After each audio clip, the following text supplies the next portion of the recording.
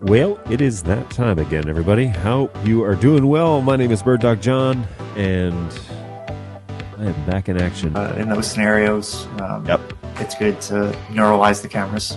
You guys know that best. Very straightforward. Plug it in, go to the web UI, link the source, walk away. You know, like super simple. I keep looking over at the chat, and I keep seeing you are full of it. Tasty, spicy meat snacks. Covered in flavor. I mean, you can't go wrong. So what's going on? We've got a handful of folks here in the chat, and I really appreciate that. What's up, mate? Hey, Warren, how are you? Appreciate it. Hey, Robbie, how's it going, man? You're just talking about you. What's going on, Tom? Ahoy. How is it going? What's going on, Go Web? Good to see you again. Thanks for hanging out with us again today. Appreciate that. Feel like I'm in this video more than anyone but John. It's true, NetApp. You are, I'm going to cut this up and put this in the next intro.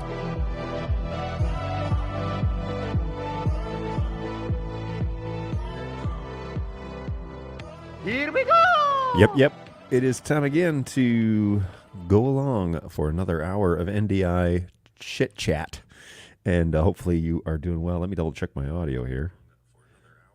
Hey, what's going on, everybody? The audio sounds good on YouTube.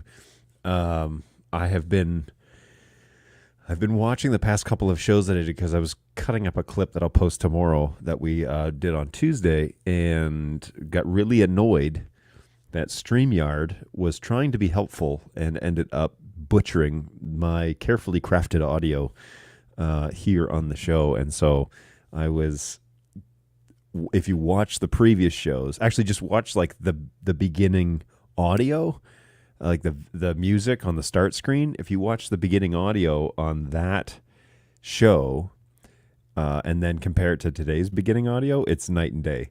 And even so much so that I showed my 9-year-old daughter, and I was like, listen to this, and then listen to this. And she could differentiate between the quality.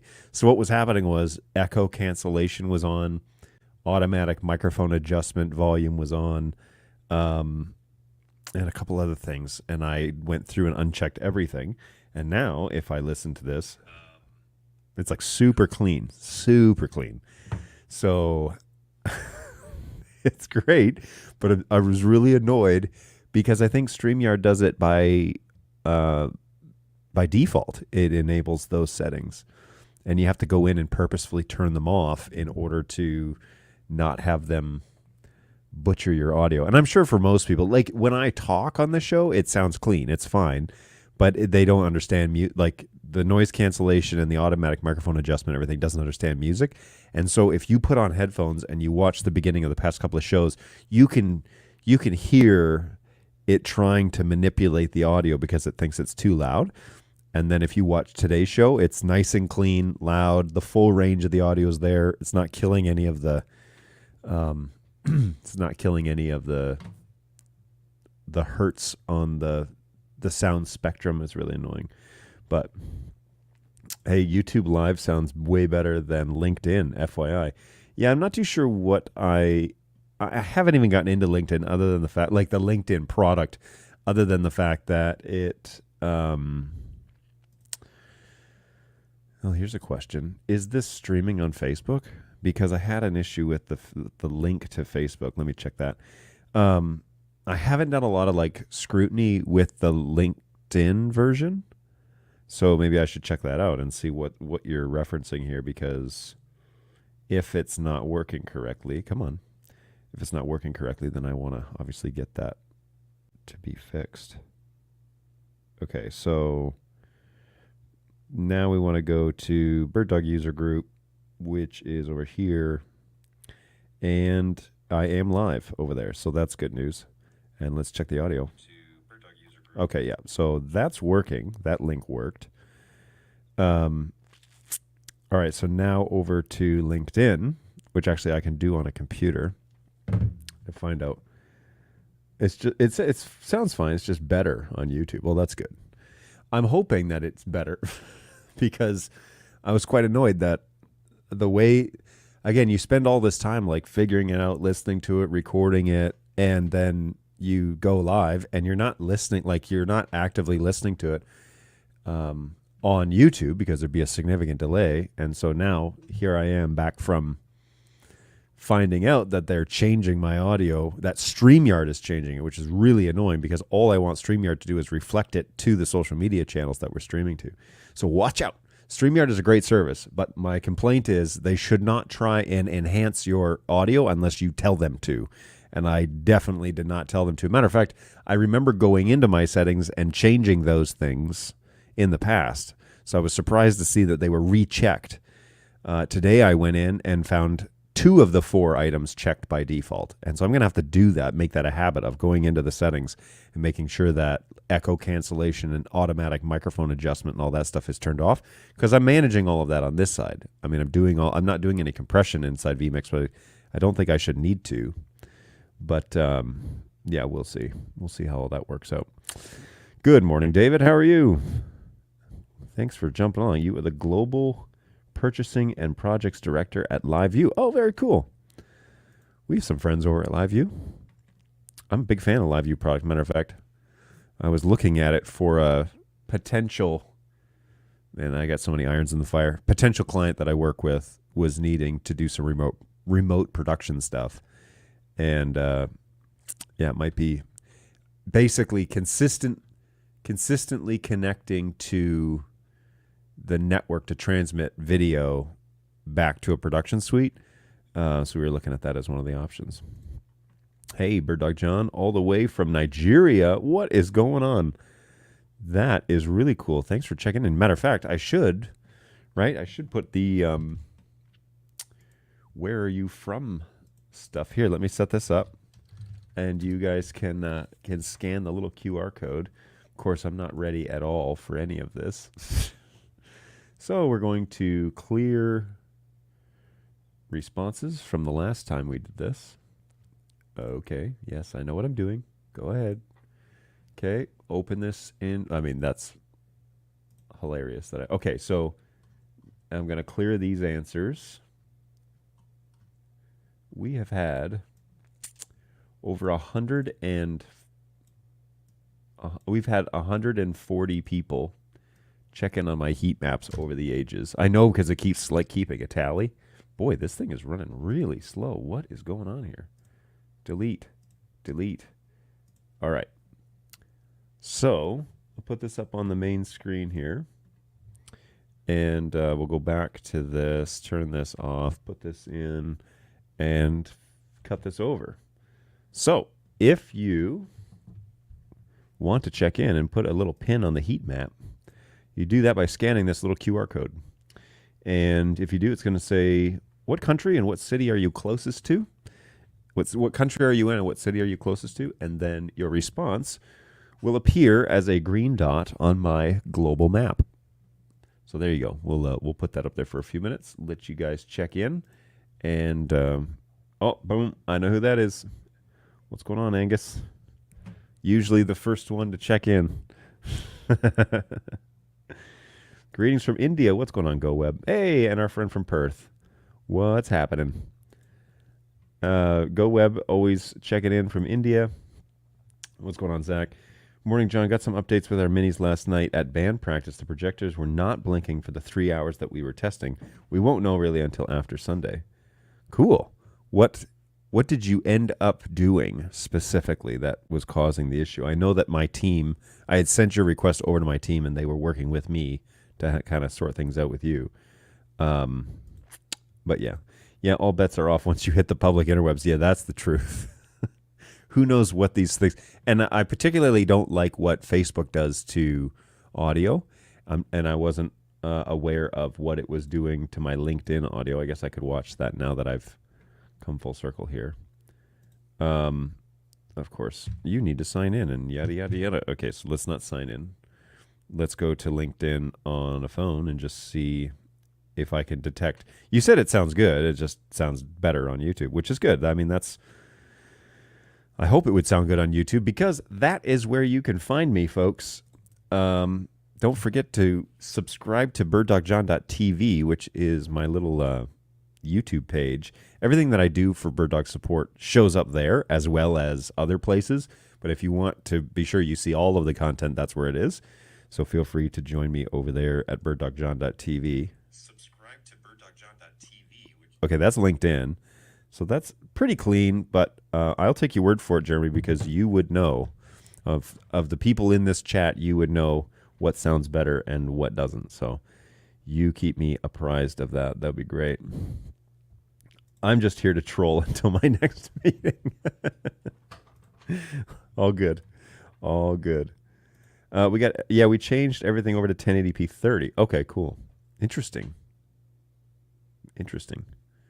Yeah, keep me posted. I mean, let us know on Monday or Tuesday. Tuesday during the show would be great. But let us know how that kind of keeps going. So, whoa, look at you guys.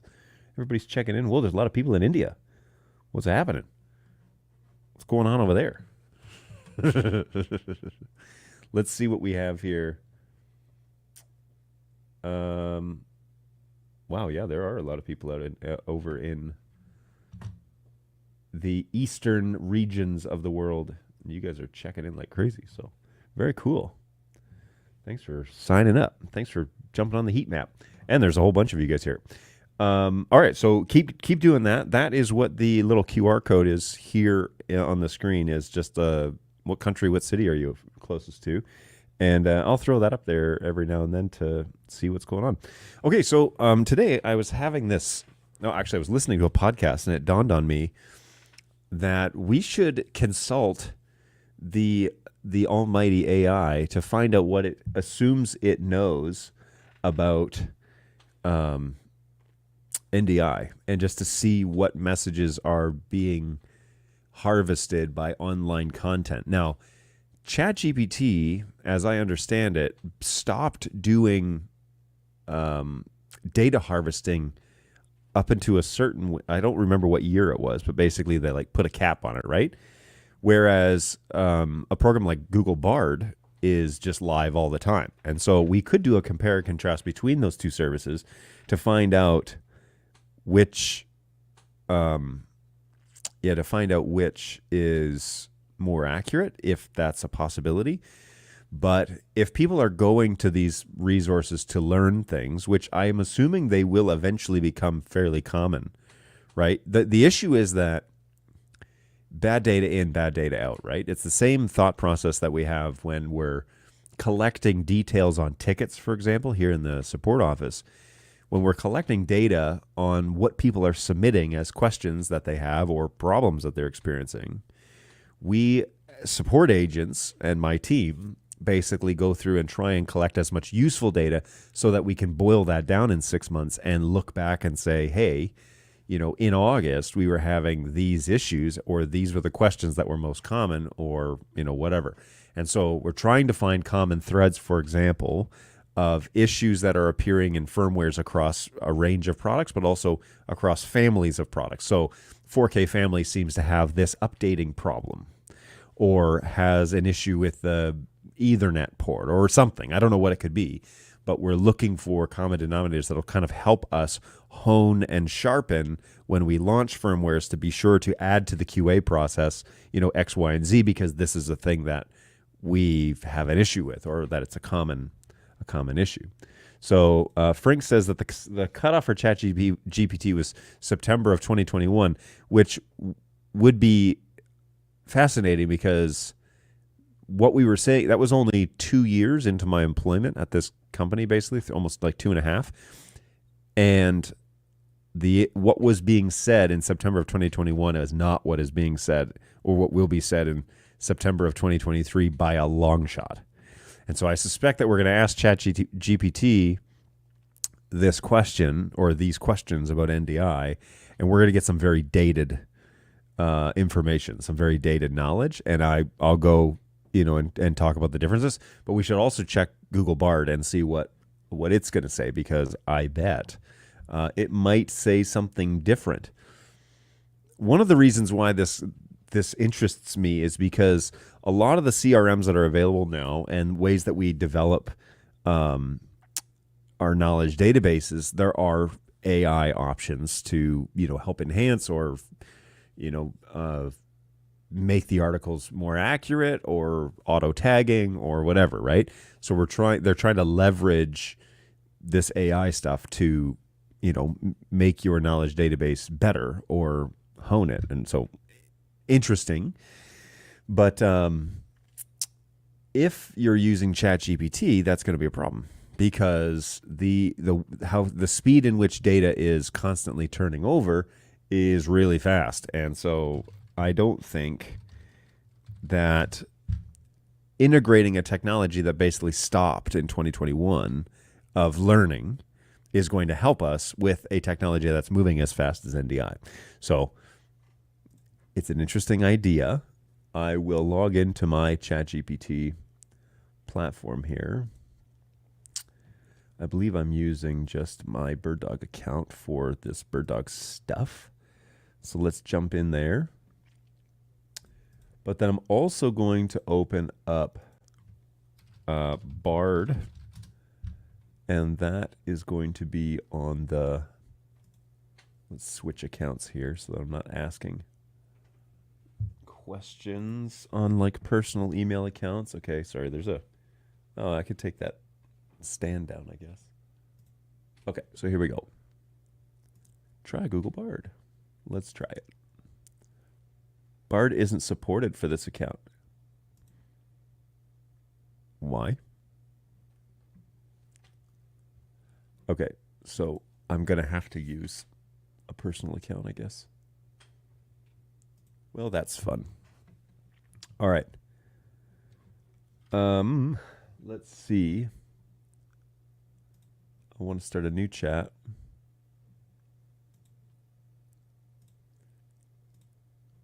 Confirm. All right. Now, I'm going to jump into vMix. And let's just, I should move that too. Sorry, let me figure this out here because I wasn't really thinking through how we were going to share all of this. So we're going to layer this, and I'm going to move number 2. All right. This is good. Okay, cool. Okay, so that's Bard. Let's start with ChatGPT because I think that will be an interesting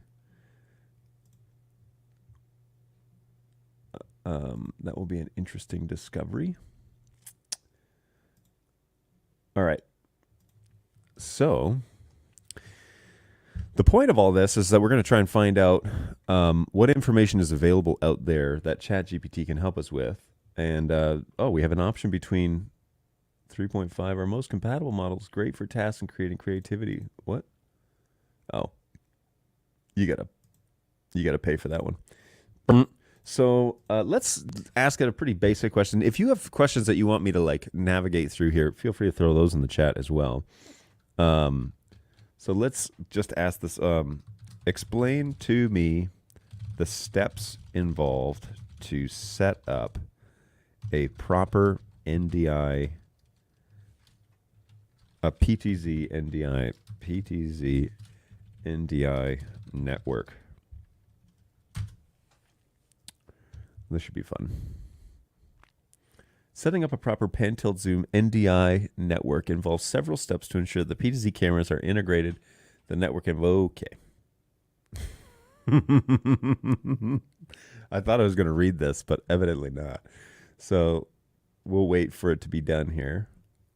Oh, this is good. This is more than I thought we were going to get. Ooh, all right. So here we go. Setting up a proper pan-tilt-zoom NDI network involves several steps to ensure that the cameras are integrated with the network environment that use the NDI technology for video and audio. NDI is a protocol developed by Newtek. It's transmitting and receiving high-quality videos, audios, and metadata over standard Ethernet. Okay, so far, we're batting 1,000. PTZ cameras. Let me get rid of this because this is right in the way. What? There we go. Okay. PTZ cameras. I'm sharing this, right? Oh, and the little thing is right over my face. I really appreciate that. Hey, scan that QR code, everybody. Okay, that's why I don't have my face in this corner. Okay, so PTZ cameras. Choose a PTZ camera that supports NDI as well as other required features like pan-tilt zoom for appropriate resolution. Network switch. Invest in a high-quality managed network switch with sufficient ports and capabilities to handle the data traffic. I am very surprised that is what that says. Ethernet capabilities, a good quality Ethernet cable, Ethernet cables, good quality Ethernet cables to connect your camera, switch, and other network devices. Computer.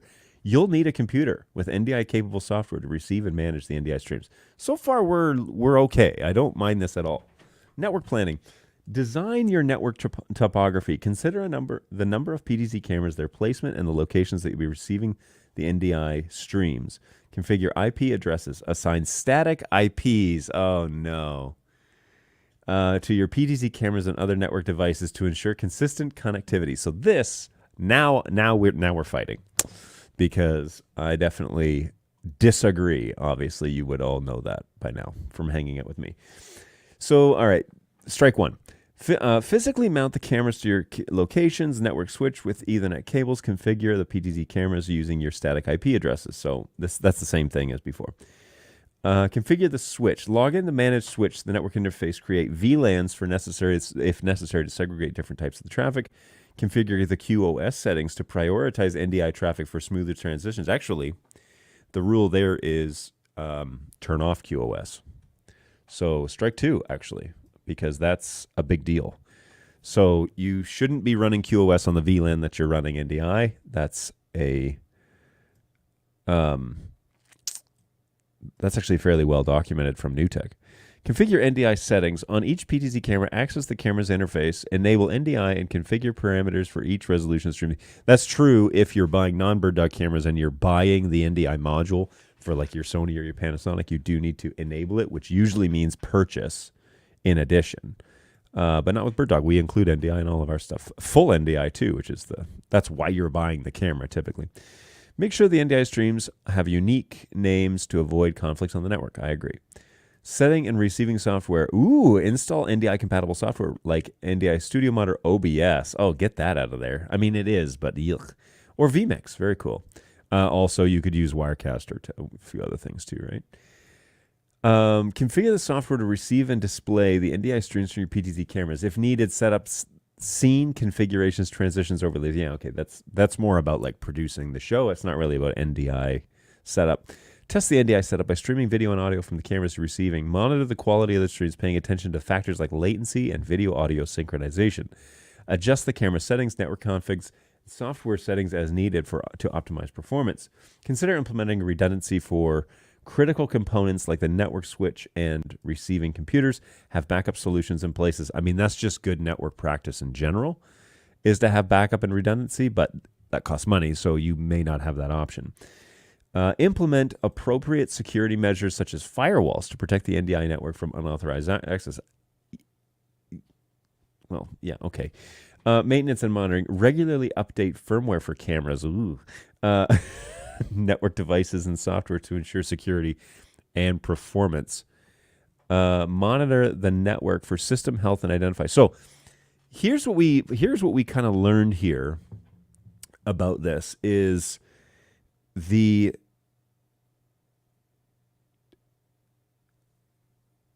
what we learned is that in 2021, really the thing that I staunchly stand against is assigning static IP addresses to all your cameras so that you can ensure connectivity. That's not a great way to do that. And I would be curious if we take the exact same question and we throw it in Bard. Let's find out if there's anything else to discover. Sure. Now, the cool thing with Google Bard that ChatGPT doesn't offer is there are multiple drafts of the same answer.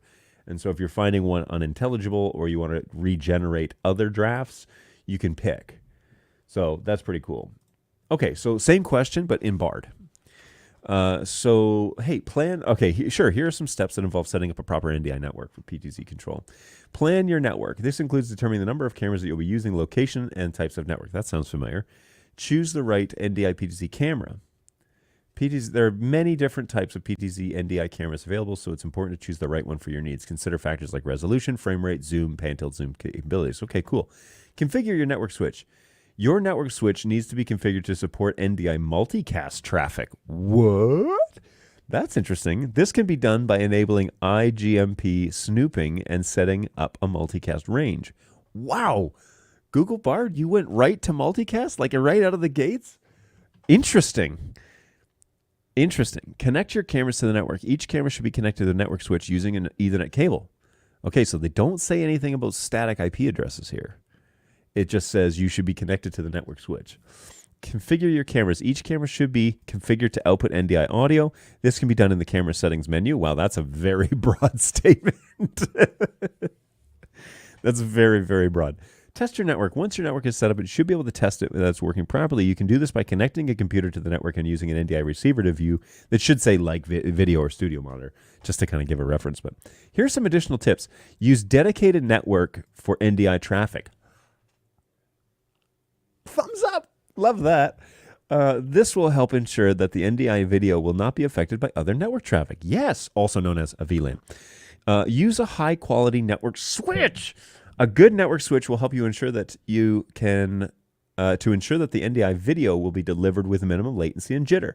Position your cameras carefully. The placement of your camera will affect the quality of the NDI video. Make sure that the cameras have a clear view of the area that you want to capture, and keep your cameras up to date. The firmware on your cameras will need to be updated to support NDI.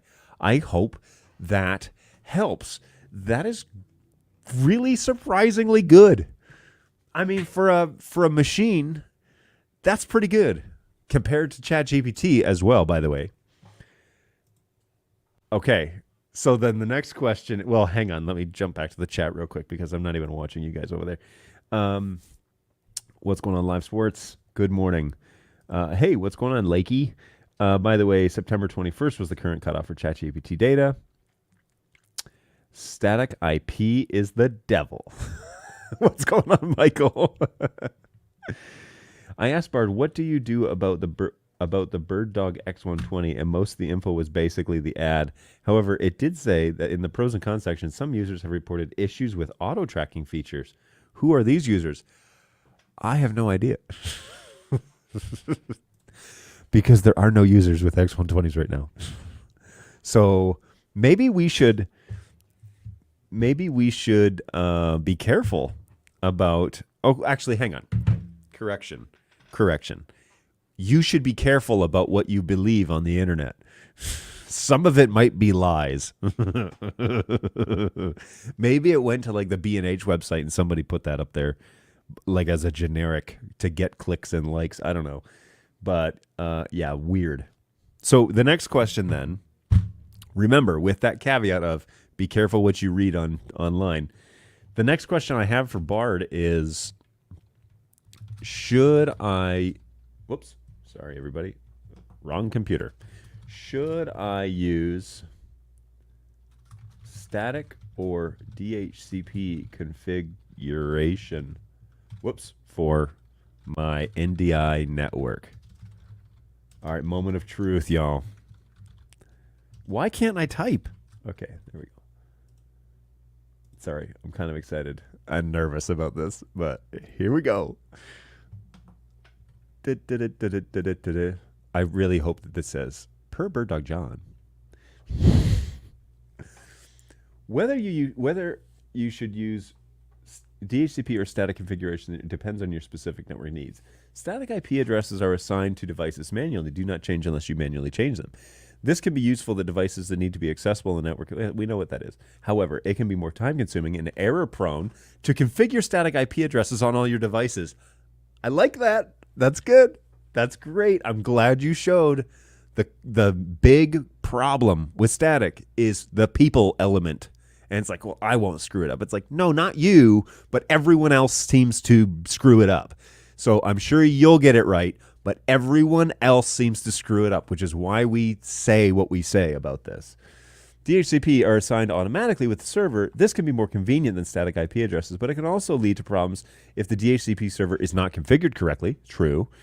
And if there's a conflict between two devices that you're trying to use the same IP address. Well, that only happens if you're going in and monkeying around with IP addresses.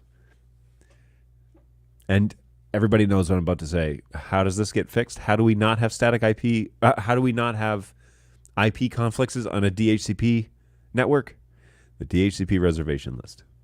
Inform the DHCP that you want that MAC address to always have the same IP, and you won't have DHCP IP conflicts.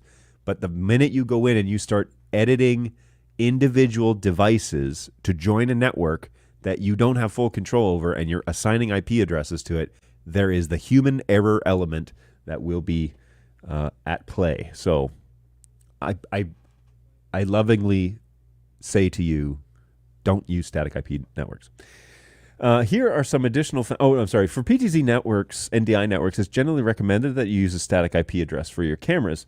This will ensure the cameras are always found on the network and that they do not experience any disruptions of the video streams. The other devices on the network, such as computers and switches, can use DHCP. So I disagree with Bard on this, obviously. If you want to assign static IP addresses to your cameras, use the reservation list.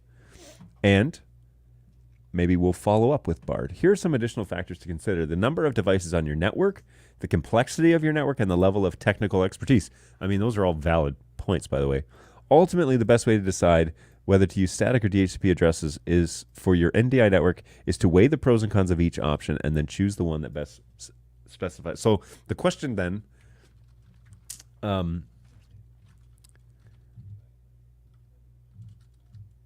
the question I have here is, am I teaching Bard anything by doing like a follow-up? Right? anyway, we still haven't done enough online, evidently, to teach Google that the DHCP reservation list is a far more intuitive way than to statically assign your cameras an IP. I have had conversations this week, phone conversations with installers who have gone this long in the industry and have never heard the conversation about why you shouldn't use static IP addresses. And I've been preaching this for, I don't know, at least 3 years at this point, where I got the confidence to say it out loud, to say the thing out loud. I believe this for a very long time, that you should let the network do the network thing and let the device do the device thing and stop making the device do the network thing. But I have, I think, gotten the confidence to start saying it out loud only 2 or 3 years ago. And so if I'm the one that's leading the charge, I'm probably not going to change the Google mind. But the just in terms of network practice, let alone it working better with NDI overall, but like best network practice is to use the DHCP reservation list and stop individually changing each device, because there's a major problem with that, and that's you. The person error, the ability that we tend to screw things up when we are doing that much customization. You need to, if you need to customize it that much, you need to do it all in a centralized location.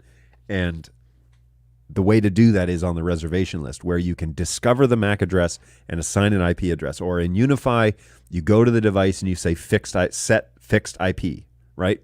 Or on a sophisticated layer 2, layer 3 router, you'd go into the DHCP and say, reserve this MAC address with this IP. That's all you need to do. That way it means you can really only screw it up in one place. Oh, and by the way, if you mess up the IP information on an individual device, you basically have to factory reset and start all over again. And in some instances, if you like put the wrong gateway in, for example, you'll disappear the device. It'll need to come to my guys to get you set straight. And so there's this high risk where if we screw it up at the node end, at the device endpoint, that's going to have major issues. But if you screw it up on the DHCP, you can just log in and change it there, and it doesn't affect the device at all. You know, so there's so many reasons why I wish people would just simplify their network. And if you're going to get into the AV over IP game, this is my speech for today. If you're going to get into this AV over IP, then you need to understand networks. You need to understand IP before you start doing the AV stuff. And that's a shout out to the guys who have been in the broadcast industry for 30 years and are seeing this NDI thing coming up as a valid way that people can transport data around the world. Live video in this instance. You need to understand the fundamentals of IP before you really start installing AV over IP. And that's not to discourage you from getting into it. Matter of fact, it's the opposite.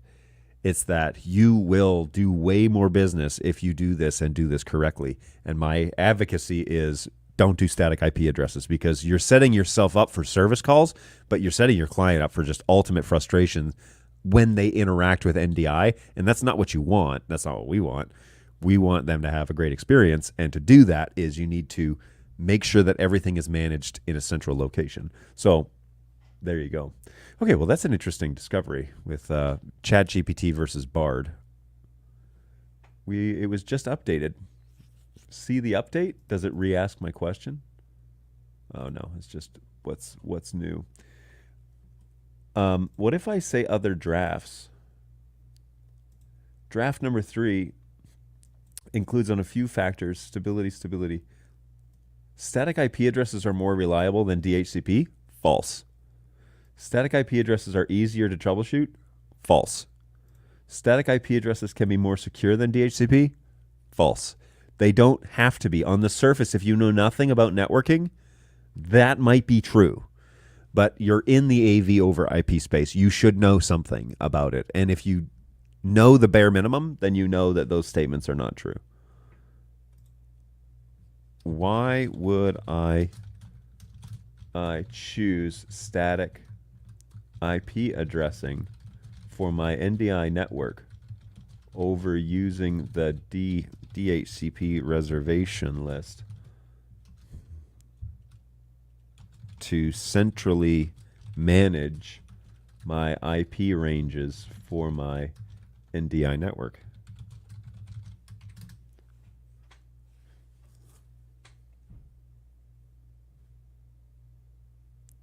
There are a few reasons why you might choose static IP over a DHCP reservation list. Reliability. Static IP addresses are more reliable than a DHCP address because they're not subject to the same lease renewal process. Pardon? Did you miss the first part of that? The DHCP performance. Static IP addresses can improve your performance by reducing the amount of time the devices spend searching for IP addresses. Really? Really? You genuinely think that performance, it's faster to use static than a DHCP reservation list? I mean,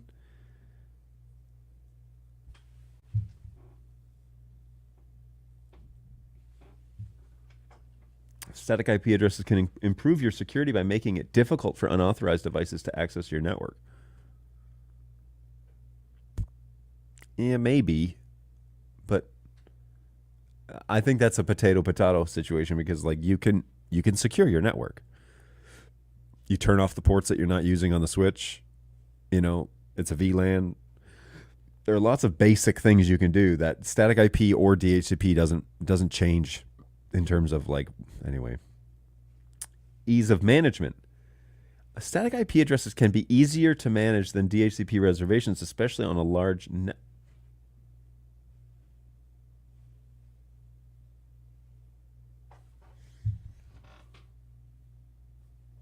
Okay.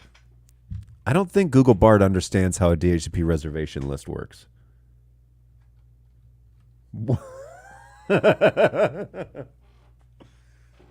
Complexity. Static IP addressing can be more complex than configuring the DHCP. This is because you need to manually assign each IP. Static IP addressing can be more expensive, as you may need to purchase additional licenses for your DHCP server. Okay.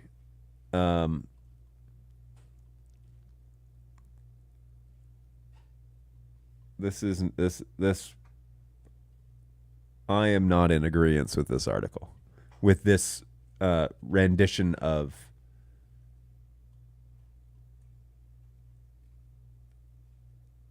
yeah, I disagree.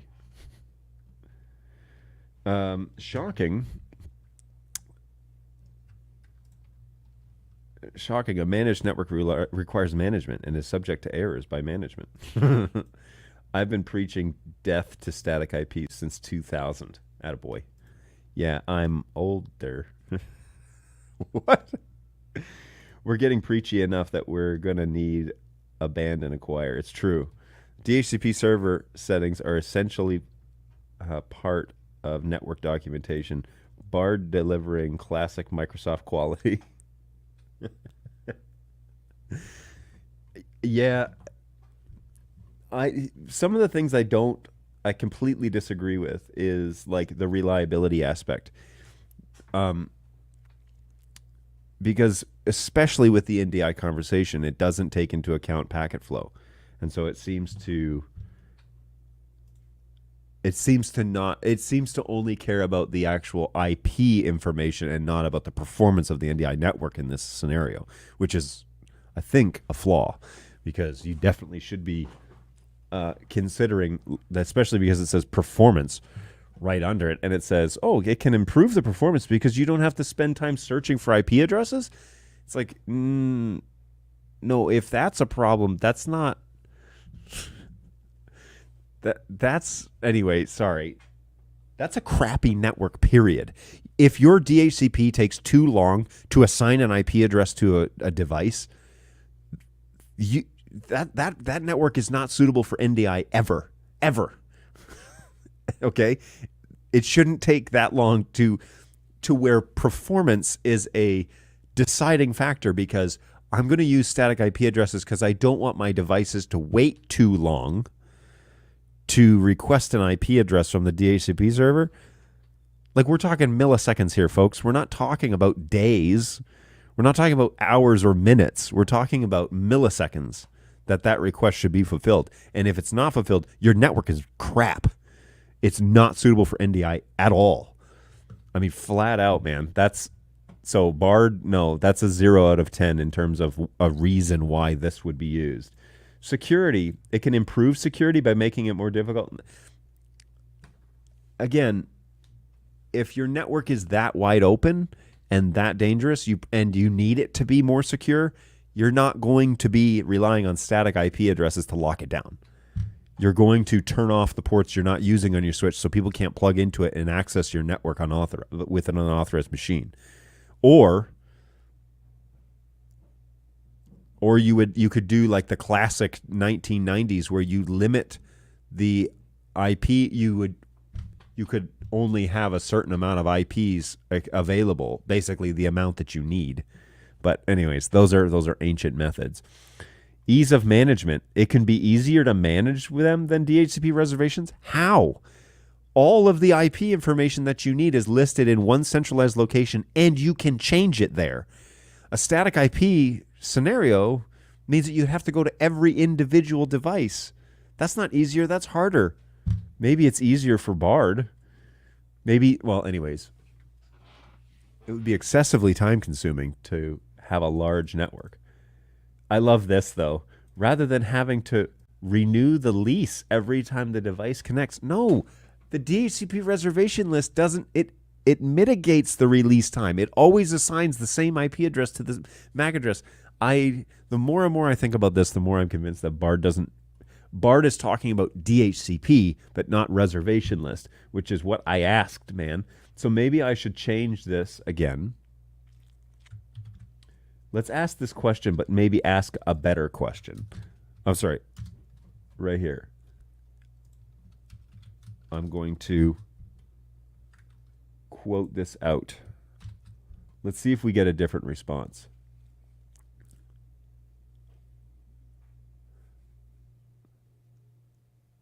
No, we don't.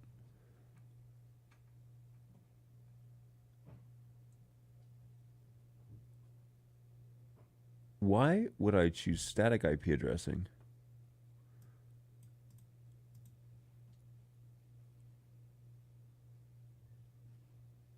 Yep, no. So then the question is, wow, it's really pushing the static idea. It really thinks that it's simpler, and maybe that's an interesting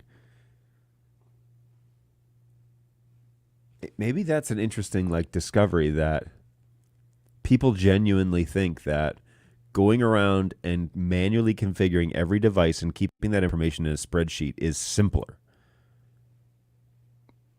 But like, I beg to differ. I mean, I will go toe to toe with people on that. I beg to differ. I do not think that it's simpler. I think that it's harder.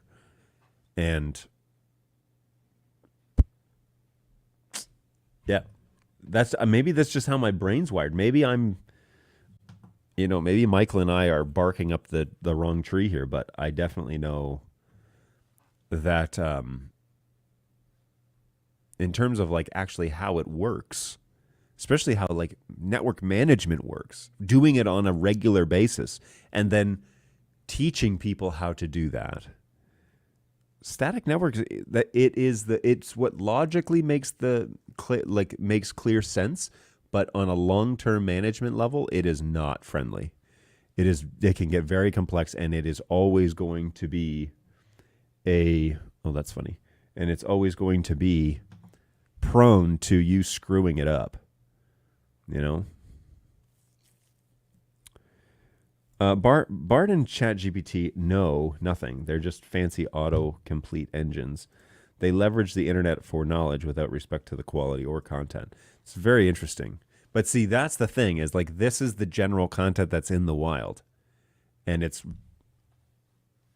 not good because it is confusing the market. And then when people are having major problems and the customers are getting mad that this isn't working for me, and I want to swap this out for BNC like they're back in the 1970s. It's like, well, it's not working because the guy who installed it for you doesn't know networks, and he doesn't understand the difference between ease of use and how packets actually pass over networks, and why you need some sophistication. You don't need to understand the sophistication necessarily, but why you need some of it so that it can, run, so that it can run as you are expecting it to run. Cool stuff. Love it. Well, that's always fun. It's always fun to see what the interwebs are up to. I like the idea we should ask better questions. Like when I tried to rephrase, or I tried to put in punctuation. Apparently, Bard ignored that. But yeah, we got to get into the habit of asking better questions when it comes to helping people. And I mean this like for myself. Getting to the place where I'm asking better questions so that it's clearer what the answers are, and how we properly talk about NDI on networks and all that sort of good stuff. So good times, everybody. Good times. Let's jump over to my little heat map here and see where everybody's checking in from. What is going on, everybody? Thank you for jumping in on my little heat map. I am going to move my image over, what is it, the y-axis? Here we go. There I am. Go over here, and then I'm going to put the little QR code up. Hey, if you're just tuning in, every week, if you scan that little QR code on your phone, it'll take you to a little Google form. It just says, what country are you in and what city are you closest to? And if you answer those two questions and submit, your pin will appear on this heat map. So we've got people all over the place. We got somebody in Iceland? That's cool. Oddly, nobody in London is checking in, or in Great Britain. We've got somebody in Iceland. We've got somebody in Portland, or I'm sorry, Portland, Maine, Columbus, Atlanta, Seattle, and Edmonton. Somebody down in Perth. And then a bunch of people over in India and surrounding areas. So really cool. Thanks, everybody. This is fun. I like this part of my show. It's always exciting. And the point of it is the point of this show is to interact with you. I mean, in the chat, right? So when people put things in the chat, either over on YouTube or on LinkedIn or on Facebook, I think it works. And Twitch. If you are on any of those, you can type in the chat and it will show up in my list. And just like Michael, I can pull in your comment and we can talk about those things. Long ago in TV stations, it was once common for static IPs to be used in the broadcast rack area where the IT guy didn't hold any sway. Yeah, we're trying so hard to change that narrative, right? Because, man, it's killing people. It is killing people. Anyways, like I said, the point of all this is so that I can interact with you guys talking to me and providing real-time feedback to, questions that you have. I definitely try and go for an hour every Tuesday, Thursday from 11 to 12 and right over on birddogjohn.tv. So feel free to hang out with us and subscribe to that channel if you want to, show up. If you want my feeds to show up on your YouTube channel or whatever, you can subscribe over there, and that is everything that I do happens on there. I think this is the one that I wanted to show. Yeah. So this is the actual live support show that we do, and this is twice a week, Tuesdays, Thursdays, 11 to 12 Eastern time. Now, I know that that's not terribly convenient, especially for my friend over in Perth, who it's like 3 a.m. over there, right? So it's not incredibly convenient for everybody around the world, but we do want to have a spot where you can interact with us directly and feel like we're not just hiding behind some sort of help desk wall, where you can only email us. Now, I will advocate here. I've got 3 great agents who try and get back to everybody all the time in the help desk, even when the questions are complex. But, but email is the primary way, and that is over at help@birddog.tv. That's where my ticketing agents can be found, and we try every day to get back to everybody, okay? If you submit it late in our day, it might be in the morning when we get in. But for the most part, you can reach us there and submit a ticket. The great thing about a ticket is it goes into a system that basically gets archived forever. And so as you ask the question, you can, be assured that we're not going to just delete your ticket and pretend like you didn't ask it. That's not what we do. We definitely try and get to everybody. So if you have questions about Bird Dog support stuff, feel free to reach out to us over at help@birddog.tv. It'll generate a ticket. If you do it correctly, you'll get an auto response back with a ticket number. And then you have that number, and that is forever in my database. All right. So my guys will do everything they can. The rule is it will stay in our inbox until we answer it, and then it will go into a replied status from us and stay open for 7 days. And you are welcome to reply back to that at any time, but it stays in our queue for 7 days, and then it goes to a closed status if you don't update your side of the conversation. But that conversation can go back and forth, and we try and get it to a resolution that's acceptable for all parties. So help@birddog.tv, that is where you reach Bird Dog support all the time. Okay, you can submit a ticket 24/7. You can also tweet at us, by the way. We do have a support account with the platform formerly known as Twitter over at help_BirdDogTV. And you can tweet at us and we can send you a message. We can tweet back at you. So if if the platform formerly known as Twitter is more convenient for you and that's where you live and you're in the field and you need to ask a question, that will also actually generate a ticket for us and appear in our help desk as a Twitter feed, and we can communicate with you through there. So, if that's more convenient for you, maybe follow us on Twitter and then you can tweet at us, stuff like that. And if it's more than, the allotted character allotment we're allowed to do on Twitter, then we can DM you back instructions and that sort of thing. So good stuff there. And then twice a week right here from 11 to 12 Eastern time on Tuesday, Thursdays, we do a support show. Now, last week I missed 2 shows. But from here on in, I don't have any planned time off where I'm not going to be in the office, I don't think. I don't know of any trips that I'm going to be out. So, yeah, you can reach me here. Twice a week, we're live, and I try and respond to comments in the chat and give you real-time feedback on those things. So, be great to have you join us there. Alrighty, commercial over. Iceland Heart. I'm assuming maybe you're the one from Iceland, or you just really love Iceland. It's midnight in Perth. Okay, sorry. I got my time zones mixed up. Finally convinced my main church, Maine, M-A-I-N-E, as in the state, to purchase a 3-pack of 200s plus a keyboard. I can't find the firmware update for the keyboard. Yes, that is because it has been pulled from the website. What firmware and baseboard are you currently on? Because you may not need to update just yet. But if you're on a super old firmware, like if you bought it from a company that doesn't sell many keyboards, then you may have an older version, and we can supply that to you. The quickest way to do that is just help@birddog.tv and say, hey, can I get the latest firmware for keyboard? They will likely give you 224. So if you have 224 or later, then we can send that. If you have 224 or later, that's the latest. But 224, I think, is the one that we would give you anyway. So it will be arriving next week, hoping for the latest, but I don't know yet. Yeah, the keyboard just needs to be 224. We can get you that file if you email us help@birddog.tv and just say, hey, my gear is arriving next week. Can I have keyboard 224 firmware files, please? And my team can send you a link. Super easy.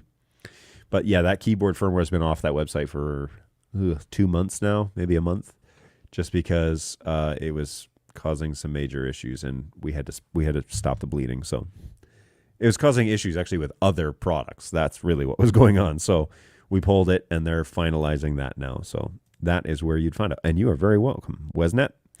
Always a pleasure to have you back on the show. Thanks for coming back. Always love that. What's really neat about this show is that we end up getting more and more like regular attenders. So always awesome that you guys are hanging out with us on a regular basis.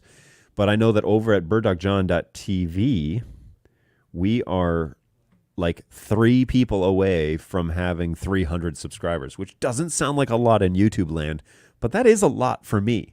All right, that's a big number of people that are paying attention to this channel. So there are 297 subscribers. If you haven't done so yet, be that person and go over to birddogjohn.tv and subscribe to that channel and get us to 300. That would be so cool. Slowly growing this channel. I feel like it was and it was a couple of months ago, we were saying we're almost at 200 subscribers. So 300 would be fantastic. So if you know anybody that hasn't subscribed yet to birddogjohn.tv and you want to just hang out with us, feel free to subscribe. It'd be really helpful. Here, I'll throw that up there for a little bit longer so that people can... Actually, you know what? I prefer my overlay, so let's do this one. vMix overlay that is executed on a time base through Xkeys. So shout out to Xkeys. Apparently, a Michigan-based company, from what I've heard. Xkeys.com? Yeah, xkeys.com.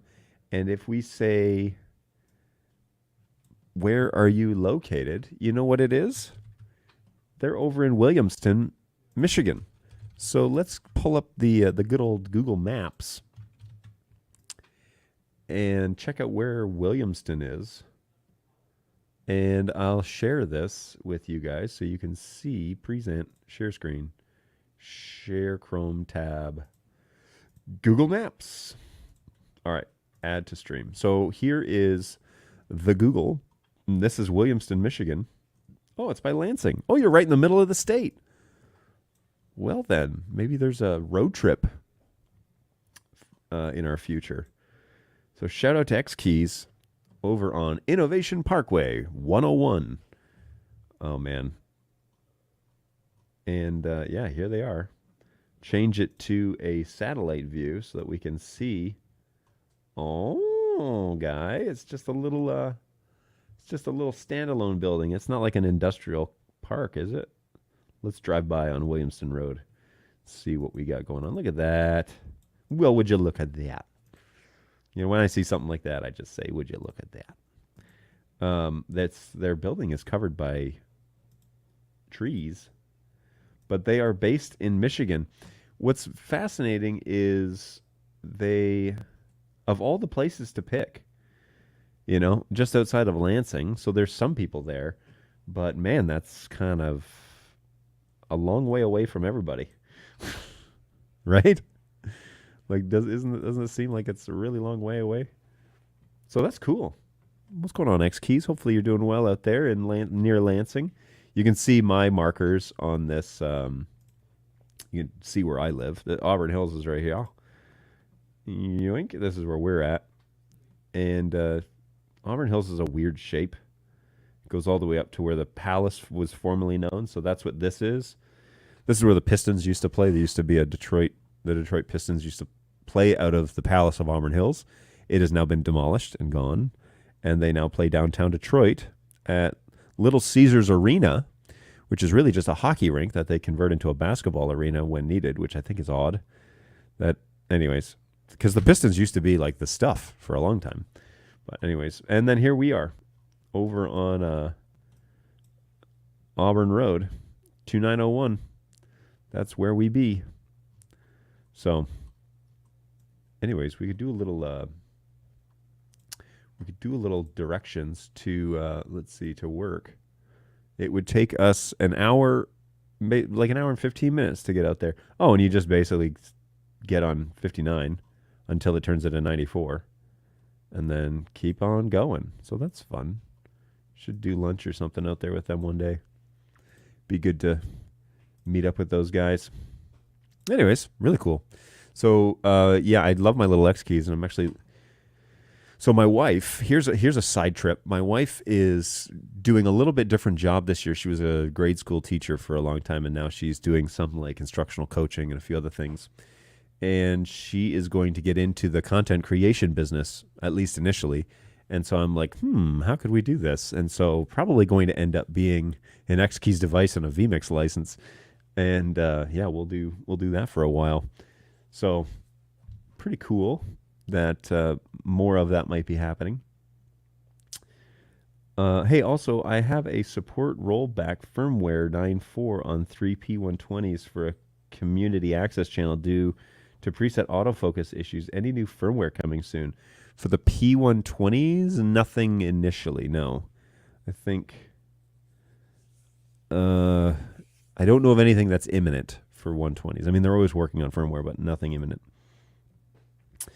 I need help getting my Mini to recognize my iMac. Yes. Okay, so your iMac needs to output a SMPTE resolution. That's always the issue with Mac stuff, is that they output these weirdo resolutions.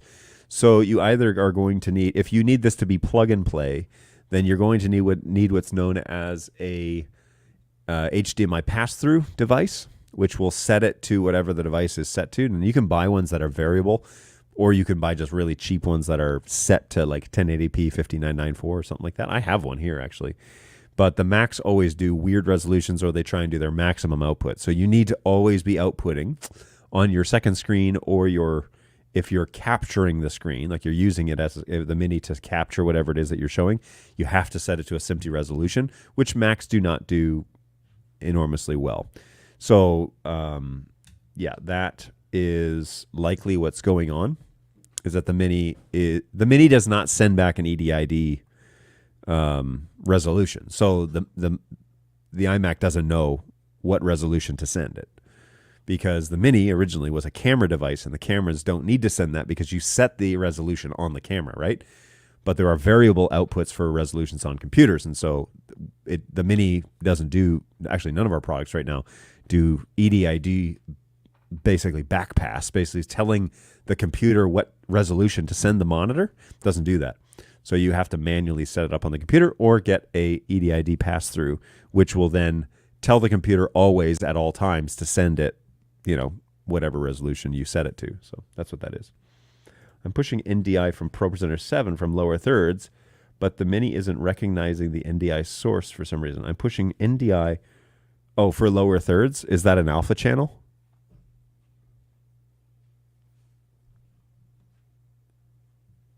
I'm not sure what NDI Studio Monitor is. You don't know what Studio Monitor is? NDI.TV/tools. Every computer that you use should have that toolkit on it.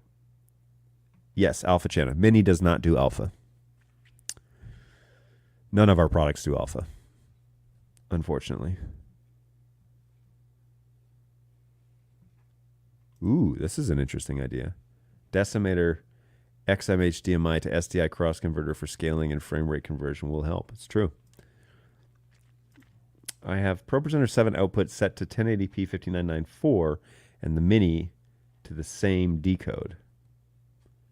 Yeah, but it's an alpha channel, so that means that it's not going to be a full frame. However, why are you trying to decode the alpha channel?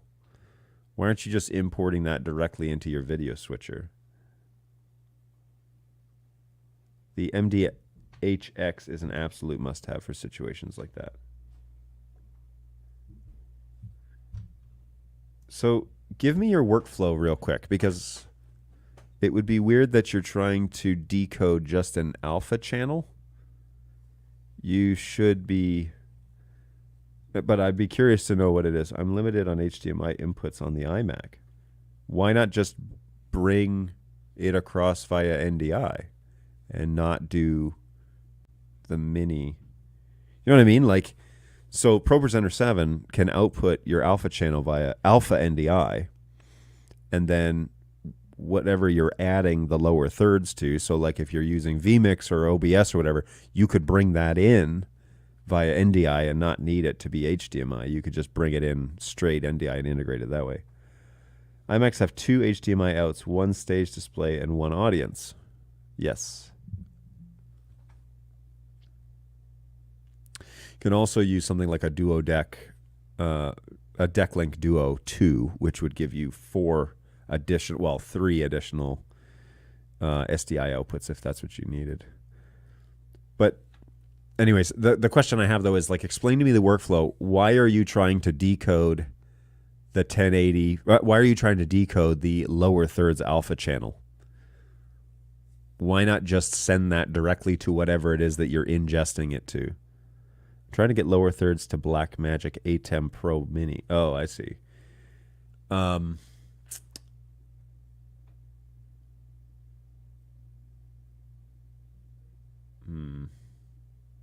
Yeah. So the way that Blackmagic says to do it is to connect a Sonnet box with a Duo Deck Link 2 card in it, and then send that over SDI, over 2 different channels, SDI, and then bring that in and marry that into the downstream key. So that, like, if you look at ProPresenter's website and you look at Blackmagic's website, that's the workflow. So you would output the key and the fill through the DeckLink Duo output on the Sonnet box, on the actual Blackmagic card, and then you would bring that across SDI to that switcher that you have, and bring that in SDI, and then marry that as the downstream key on the other side. My DeckLink Duo 2 as key and fill alpha provider on a regular basis. Yeah, and I just set that up for a church, and it works really well. But that's the way that they're doing it. Any good reason audio from all of our 240s sounds like this? Sounds like what? Some work for a few minutes, but then this starts. I'm assuming maybe there's like a link or something that I'm missing. Let me just look and see what you put over here.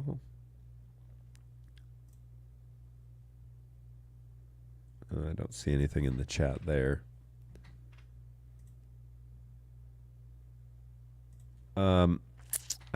So how are you integrating the audio on the 240? Are you using the breakout cable? And if you are, is that audio 48 hertz or is it 441? Link not showing? No, the link is not showing. It might be the spam filters kicking in. But if you are having inconsistent audio, now I don't have a 240 here actually right now. I don't know where mine went, but it's gone. And I don't have a breakout cable to test this idea. But on the 240, there's a breakout cable that does balanced audio.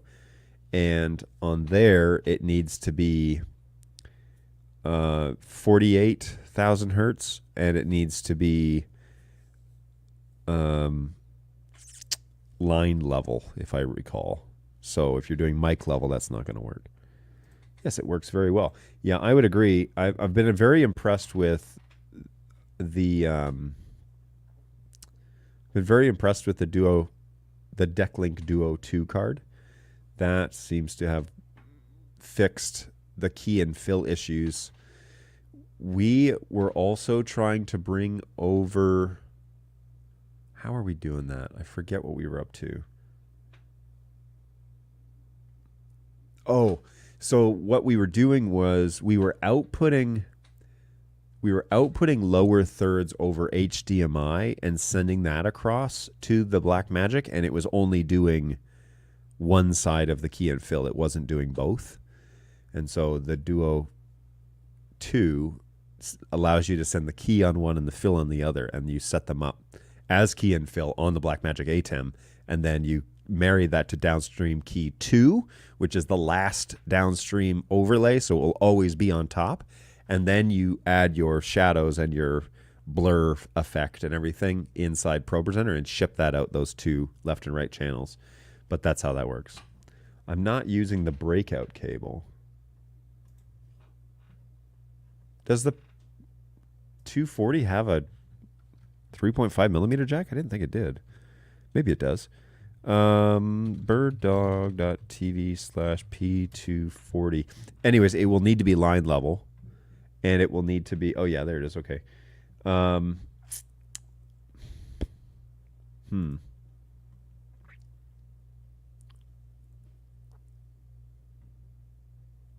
Sounds the same on Studio Monitor and OBS. Why are you integrating audio with the camera? I'm curious. I'm just curious more about, like, what was the reason for that? Um, okay, so it's 48 through everywhere.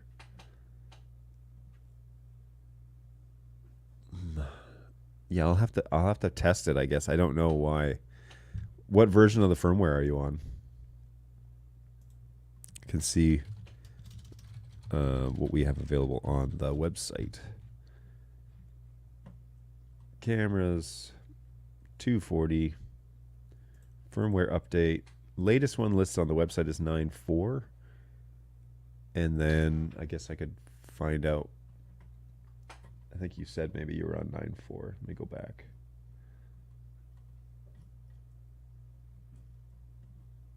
I'm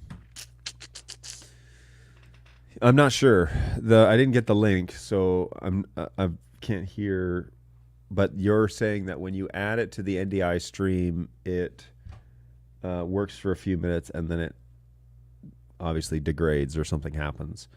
So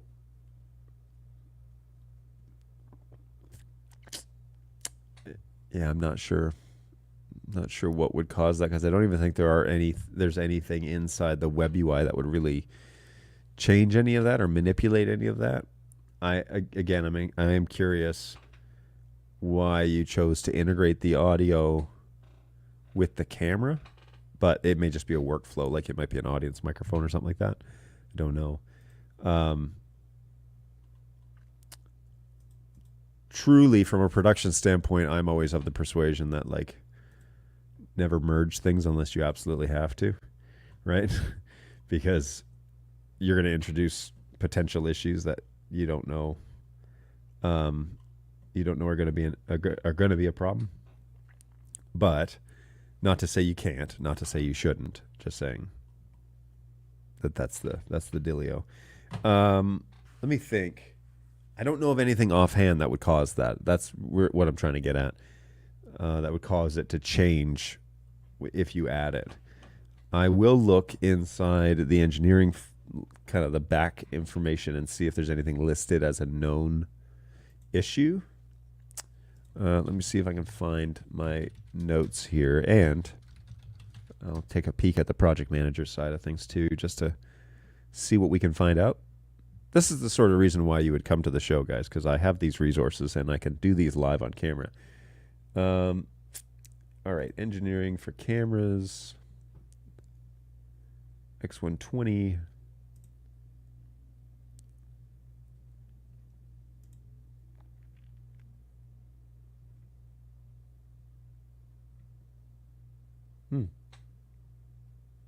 Ooh, that's fun. Okay, there's nothing in here. There's nothing in here that indicates a known audio issue with the 3.5 jack. So let me see what we have for firmware and see what the release notes say. Because that would be the next step, is to see if anything's been noted as to like, oh, we caught that and we fixed it, and that's why it's no longer on the list. So let me see. NDI 5.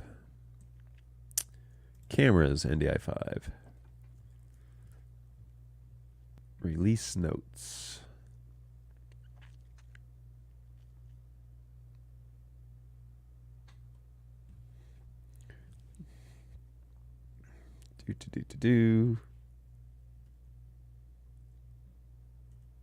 So you said you're on 9.4. So let me start there. Whoa, there's a lot of updates. Okay.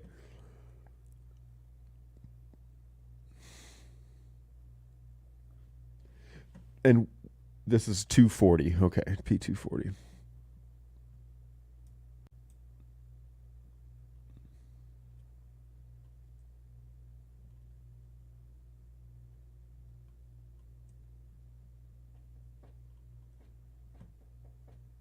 Ooh.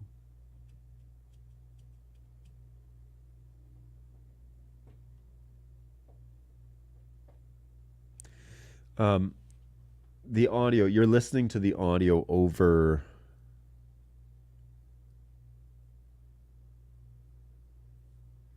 Hang on. You wanted to use the camera's audio, but you're plugging in a microphone, right? You're not. Not like some sort of, you're not relying on an internal microphone in it because there isn't one.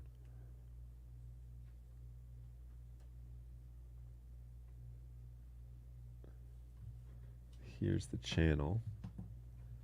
All right, let me take a look.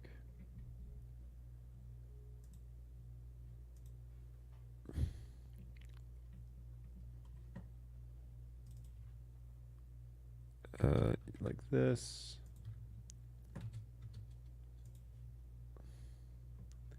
Okay, and you had said it's the channel video there that's named King of Street.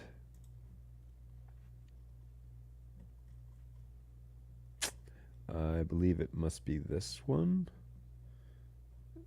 Is it streamed 4 days ago?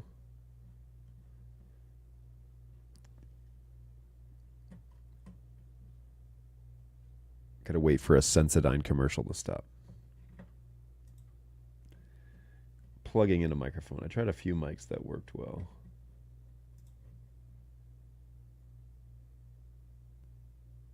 Oh, come on. 2 commercials. Google, you ruin everything. Pizza Hut now has boneless wings. Pizza Hut? That place still exists? Does anybody like go to Pizza Hut?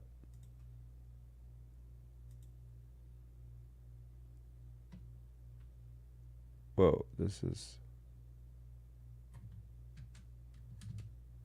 is not the video. So let's go to the channel. Okay. I'm gonna need to Google Translate this website. So let's do that.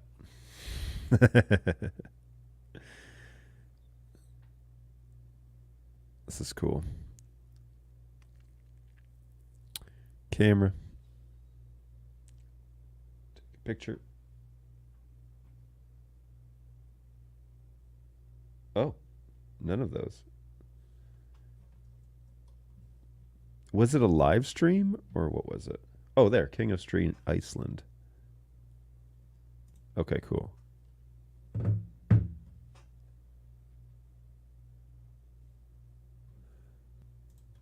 All right, so just so I'm not like sitting here staring at this and you guys have no idea what it is that I'm doing.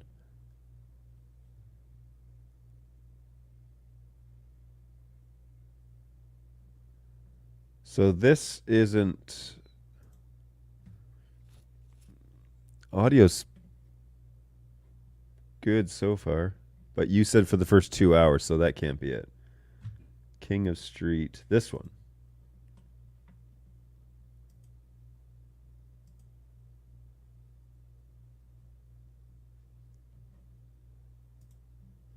All right, this one. Sorry. Til dæmis þetta stóra plan sem þarna notað sem bremsu test fyrir vörubíla og svoleiðis þegar ökuskólinn með slíkar útgerðir.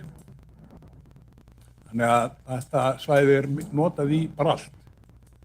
Okay, og hérna segi yfirleitt alltaf eitthvað að gerast og bara að gera farin á kvartbíla.is eða á Facebook og sjá þar hvað að gera. All right, so what camera is that? Oh. Hang on. 597 eins og kemur á skjáinn. Can you guys hear this? En hann var löngu búinn að slá af, á 117 mílum, hann á að vera á fá nokkuð meiri hraða út á enda.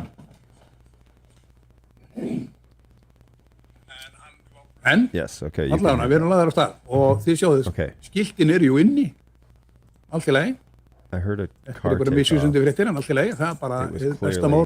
Not good. Ég veit ekki hvort alltaf að gefa hann séns á 2.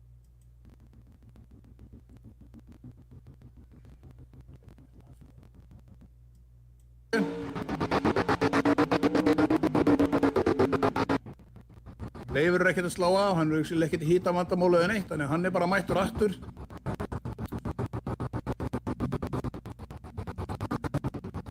Ég segi þetta fyrsta runni bara ferð sem hann fer með hann nýja búna sem hann með. Sounds like a timing issue. Is that the 240 right there? Get alveg haft fulla trú kannski á fyrstu ferð.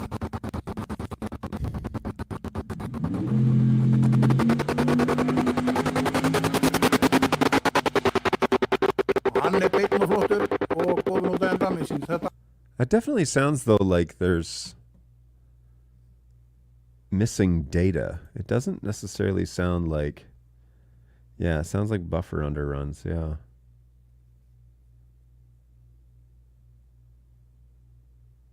It's that like stuttering sound. Caster has a USB mic.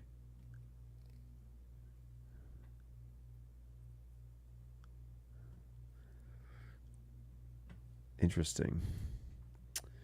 That is very interesting because yeah,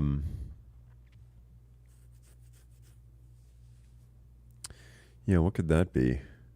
I'd have to test it to see if it's on all of our, like if something that's happening on multiple. Do you have multiple 240s that is doing that for it?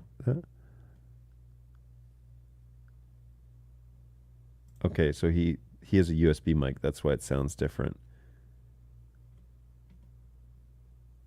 Yeah, the audio from the guy talking is clean. That's from a USB mic. It's the sound effects from the it sounds like it's whatever the microphone is plugged into the camera, which is sitting there right at the right on the track. Interesting. Yeah, that I don't know. I'd have to test it to find out if it's something like more here than that, but we could certainly look into it. Do me a favor though, send that in as a ticket because I'll need to get it on someone's schedule to actually test that and make sure that it's something that's not happening across the entire fleet, because that would be a problem. Oh yeah, in other fun news, I got a dentist appointment later today.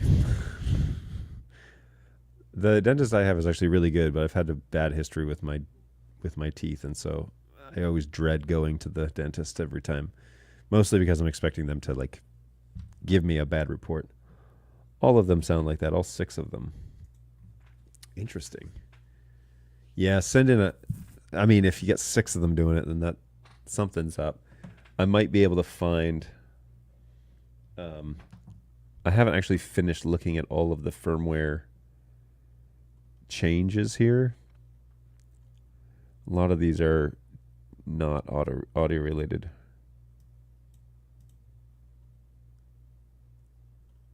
I don't see.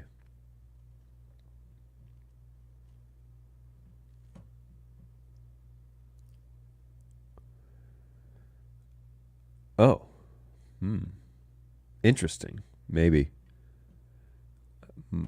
They may have fixed a bug. Let me see if I can find it. Send in the ticket to help@birddog.tv and we'll try the version. Do I have access to that version, I wonder? Let's also see what firmware version we've got here.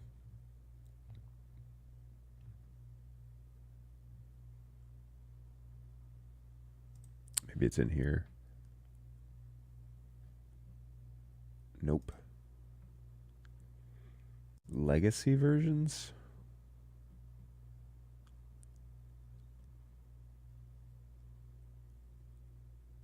Search in here for